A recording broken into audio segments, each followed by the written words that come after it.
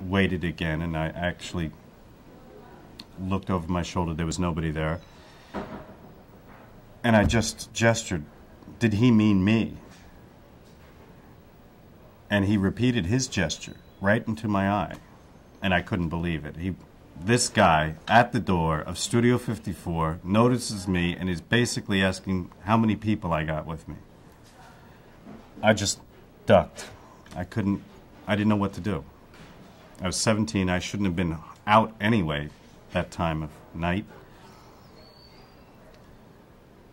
So I waved him off and I turned around and went down 8th Avenue, not sure what I was going to do. I decided to go home and change and go back.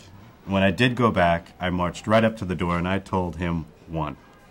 And he let me in.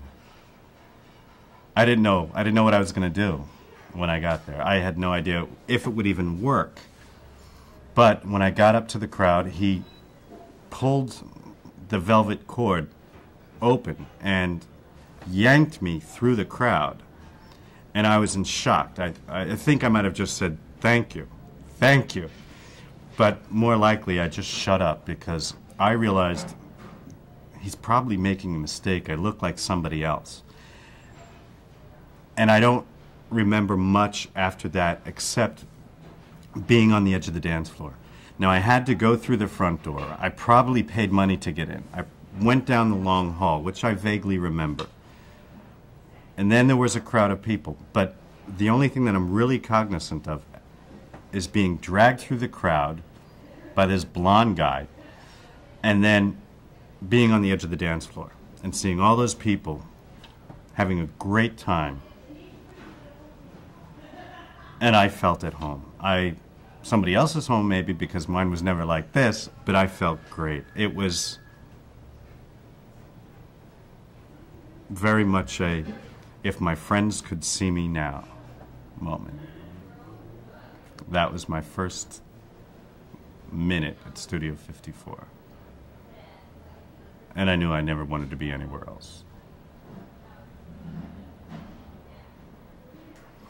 It was the one other episode I wanted to mention was having carefully avoided any confrontation or any possible confrontation with Steve Rebell was one time working the main floor as a waiter. One time I was working the main floor as a waiter and had to address Bette Midler's crowd, or the people that she was with.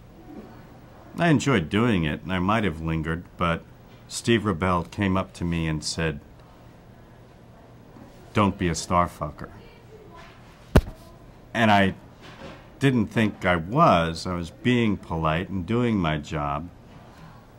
And he was a little sloppy about it. And Bette Midler walked up and grabbed us both around the shoulders and said, "He's not being a starfucker. You are." And then she nuzzled me to her bosom, and I melted. It was great, but I thought I was going to be in trouble. I thought I was going to lose my job right then and there, but I didn't. I went out the next day and I bought every Bette Midler album there was. It was great. Thank you. They say it was? Open sex and everything? Yeah. Yeah, there were all kinds of, actually I didn't talk about the one from underneath out the stairs. What was that? That's where they put the canisters in for the soda. Yeah. To go to the bar. But that was only the bus boys and waiters knew about that really. Because the bartenders would run off to the basement of the balcony. So this was just one doorway. There was a sofa in front of it. I heard that people would move the sofa out of the way. Just kill a few minutes. That was all just a matter of if you were going to the bathroom and you saw somebody you liked, you had to get back to people. You just like ushered somebody off somewhere and had your thing and go about your business as soon as it's done. There's no reason not to. I mean, there was no health concerns about it. Everybody there was supposedly of good, hygiene practices. You just had good expectations about everybody. So there's no reason to worry about anything. Just an interim in his mind. It was a different era. Yeah. And later on, I mean, as I got a little bit more comfortable